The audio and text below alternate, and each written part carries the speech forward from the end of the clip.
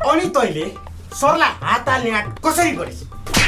तेरो यस्तो हरकत देख्दा त सरले तँलाई फाँसी दिएर देश निकाला गर्नुपर्ने। तर सरको दिल ठुलो भएको भएर तैँले यति धेरै गल्ती गर्दा पनि तँलाई माफी दिएर एडमिसन दिँदै हुनुहुन्छ। म माफी दिन्न भनेर भन्न सक्नुहुन्न सरले, दिनुहुन्छ। मलाई यसको अनुहार दुनियाँको अगाडि हेर्न लायक बनाउनु छ, राम्रो शिक्षा दिएर भन्दै हुनुहुन्छ सरले। सरको मन हेर।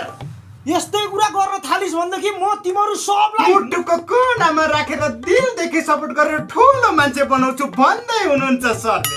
चुप, गेट आउट भन्नु पर्ने हो सरले, तर भन्नुभयो त सुनिस् तैँले? माफी माग सरलाई। Please sir, I am so sorry sir, मलाई माफी दिनु न।